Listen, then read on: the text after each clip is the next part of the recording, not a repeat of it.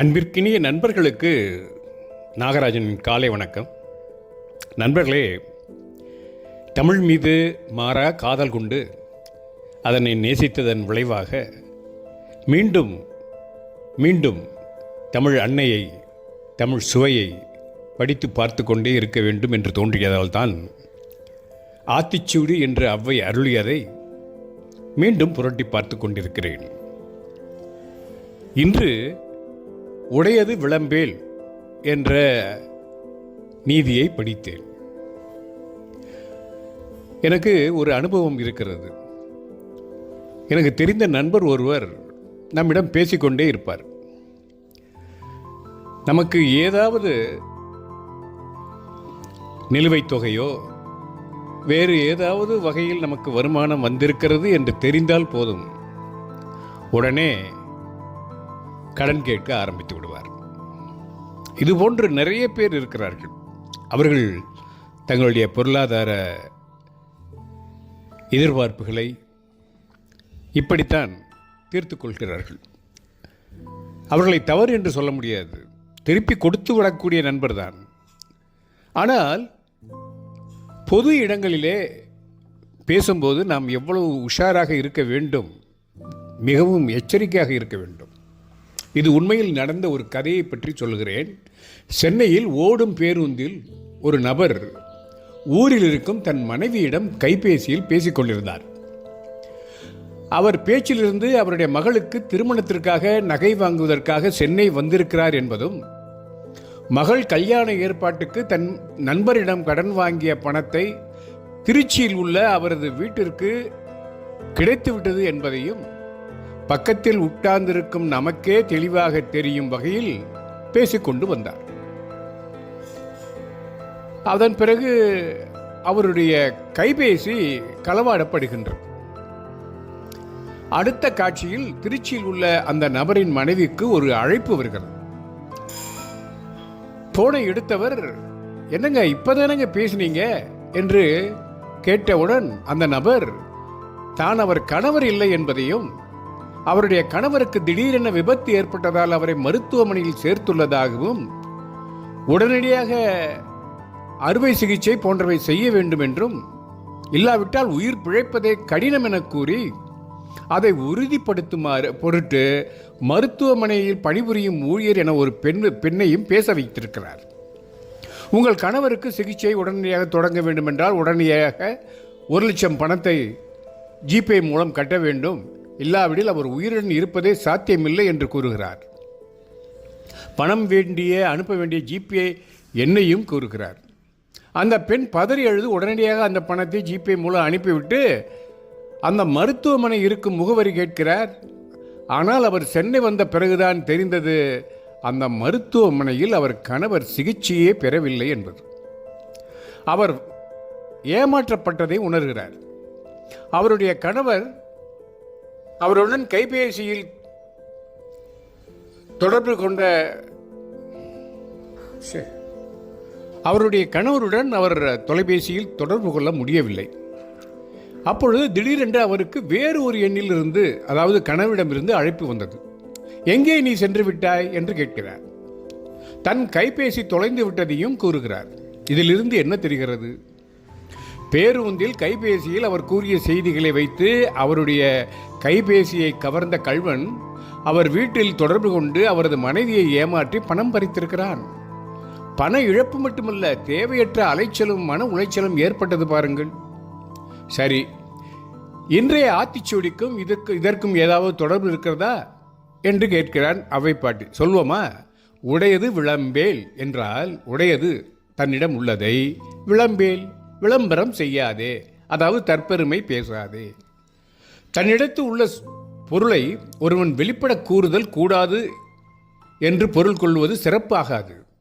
தன்னிடத்தில் உள்ள அறிவு, வீரம் முதலியவற்றை வெளிப்பட கூறினாலும் தன்னிடத்து உள்ள செல்வத்தை வெளிப்படையாக யாரும் விளம்புதல் இல்லை என்பது உலகறிந்த உண்மை. நமது வலிமையை தற்பெருமை பேச்சால் வெளிப்படுத்தினால் நாம் செய்ய இருக்கும் செயலுக்கு கேடு வரும். அத்துடன் அருமையான அந்த பொருளின் மதிப்பும் தன்மையும் கூட குறைந்துவிடும். இதை விளக்க ராமாயணத்திலிருந்து ஒரு சிறு கதையை பார்ப்போம். ராவணன் சீதையை தூக்கிச் செல்லும் போது துக்கம் தாழாமல் சீதை வாய்விட்டு கதறி அழுகிறாள். சீதையின் அழுகுரலை கேட்ட ஜடாயு என்னும் கழுகு அரசன் அதிவேகமாக பறந்து வந்து ராவணனை எதிர்த்து போர் செய்தார். வெகு நேரம் அவர்கள் இருவரும் வெற்றி தோல்வி இல்லாமல் சண்டையிட்டார்கள். ராவணன் ஜடாயுவை வஞ்சனையாக கொல்ல நினைத்து ஜடாயுவிடம் உன் உயிர்நிலை எங்கே இருக்கிறது என்று கேட்கிறார். ஜடாயு சத்தியவான், ஆதலால் பொய் சொல்லக்கூடாது என்று நினைத்து ராவணன் கேட்டதும் தன் உயிர்நிலை தன்னுடைய இறைகள் இருப்பதாக கூறிவிடுகிறான். பிறகு ராவணனுடைய உயிர்நிலை எங்கே இருக்கிறது என்று கேட்கிறார். அதற்கு ராவணன் தன் உயிர் நிலை தன்னுடைய கால் கட்டை விரலில் இருக்கிறது என்று பொய்யாக சொல்கிறார். உடனே ஜடாயு ராவணனின் கால் கட்டை விரலை வெட்டுகிறார். ஆனால் அதே சமயத்தில் ராவணன் ஜடாயுவின் இறகுகளை வெட்டி எறிந்தார். தன் உயிர்நிலை வெட்டப்பட்டதால் ஜடாயு துடிதுடித்து கீழே விழுந்து அதாவது வேதனைப்பட்டு ராமன் வந்த பிறகு மாள்கிறார். அதாவது ராவணனோ ஒரு தீங்கும் இல்லாமல் வெற்றி பெற்று சீதையை தூக்கி சென்று விட்டான். தன் அருமையான உயிர்நிலையை எதிரியான ராவணனிடம் வெளிப்படுத்தியதால் நல்லவரான ஜடாயு, ஒரு நேர்மையான ஜடாயு தன் உயிரை இழக்கும்படி நேர்ந்தது பாருங்கள். எனவே ஒருவன் தன்னிடத்தில் உள்ள நன்மைகளை பெரிதாக மதித்து பிறரிடம் கூறி விளம்பரப்படுத்துதல் வேண்டாம் என்றும், பிறரிடத்தில் உள்ள குறைகள் தன்னிடத்தில் இருக்கும் என்பதை ஆராயாமல் பிறரது குற்றங்களையே பறக்க பேசிக்கொண்டும் இருக்க வேண்டாம் என்பதாக அவ்வைப்பாட்டை அறிவுறுத்தியதாக கொள்வதே பொருத்தமாகும். அப்படியானால் சொல்லத்தக்கதுதான் என்ன? இது பற்றி விவேக சிந்தாமணி கூறும் அறிவுரையை கேளுங்களேன். தகுதிகொள் கடன் அக்கடன்தனை தீர்த்த தான் பொருள் கோடல் பின்பகர்தல் மகளிரை கொடுக்கல் தன்னுடைய ஒழுக்க மரபினில் புரிந்ததன் பாவம் புகழரு மயலோர் நற்குணம் என்ன புகன்ற இவ்9 எவர்க்கும் இகலற மறையாது உரைத்திடல் ஒழுக்கத்தியல் என மொழிவர் நன்குணத்தோர். பொருள், தன்னுடைய தகுதி திறமை, தான் பிறரிடமிருந்து வாங்கும் கடன், வாங்கிய கடனை திருப்பிச் செலுத்துதல், கடன் வாங்குதல் பிறகு தீர்த்துதல், இரண்டையும் சாட்சியோடு செய்தல், வியாபாரத்திற்காக பொருளை வாங்குதல், விற்றல், பொருளின் வெளிப்படைத்தன்மை, பெண்ணை திருமணம் செய்து கொடுத்தல், தன்னுடைய ஒழுக்க நடத்தை, தான் செய்த தவறுகள், பிறரின் நற்குணங்கள் ஆகிய இந்த 9ஐயும் அறம் அறிந்தவர்கள் மறைக்காமல் வெளிப்படையாக சொல்லுதல் செய்தல் ஒழுக்கம் என்று சொல்கிறார்கள். இதனால் புகழ் உண்டாகும் என்று விவேக சிந்தாமணி கூறுகிறார். அதே சமயத்தில் அதே விவேக சிந்தாமணி வெளியே சொல்லக்கூடாதது எது என்றும் கூறுகிறது. அது என்ன?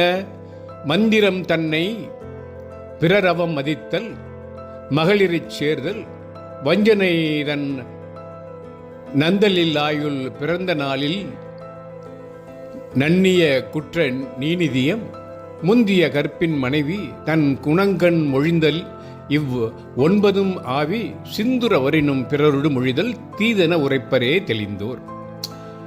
அதாவது குறிவிடம் இருந்து தான் உபதேசமாக பெற்ற மந்திரம், பிறரால் தனக்கு ஏற்பட்ட அவமதிப்பு, மகளிரோடு கூடியது, எதிரை அழிக்க தான் செய்திருக்கும் திட்டம், தன் முடிவு காலம், தான் பிறந்த நட்சத்திரம், தன் வீட்டில் உள்ள குறைகள், தன் செல்வத்தின் அளவு, கற்புடைய தன் மனைவியின் நற்குணங்கள் ஆகிய 9ஐயும் ஒருவன் உயிர் போகும் அளவிலான துன்பம் வந்தாலும் கூட பிறரிடம் சொல்வது தீங்கானது என்பது அருவுடையார் கருத்து என்று சொல்கிறது விவேக சிந்தாமணி. அதாவது ஒரு இனத்து பொருந்தி உள்ள அறிவு, அழகு முதலான நன்மைகளை பிறர் மதித்து போற்ற வேண்டும். தன்னுடைய பெருமைகளை ஒருவன் தானே வெளிப்படுத்தி தம்பட்டம் அடித்துக் கொள்கின்றவனை மருந்தாலும் தெளிவிக்க முடியாத பைத்தியம் என்றே பிறர் எள்ளி நகையாடுவர்கள் என்கிறது ஒரு நாளடியார்.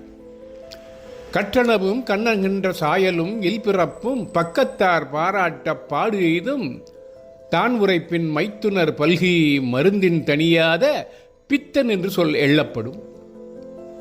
எனவே உடையது விளம்பேல் என்று அவைப்பாட்டை அறிவுறுத்தியது தன்னுடையதாகிய பெருமையையும் பிறருடையதாகிய சிறுமையையும் பிறர் அறியுமாறு விரித்து கூறுதல் கூடாது என்பதாகும். அப்பா, உடையது விளம்பேல் என்பதற்கு இவ்வளவு பொருள் இருக்கிறதா? அதுதான் அவ்வைப்பாட்டியின் சொல்வன்மை. எனவே நண்பர்களே, அவ்வைப்பாட்டியின் அடுத்த நீதி நெறியை வரும் பகுதியில் காண்போம் என்று கூறி உங்களிடம் இருந்து விடைபெறுகிறேன். நட்புடன் நாகராஜன். வணக்கம்.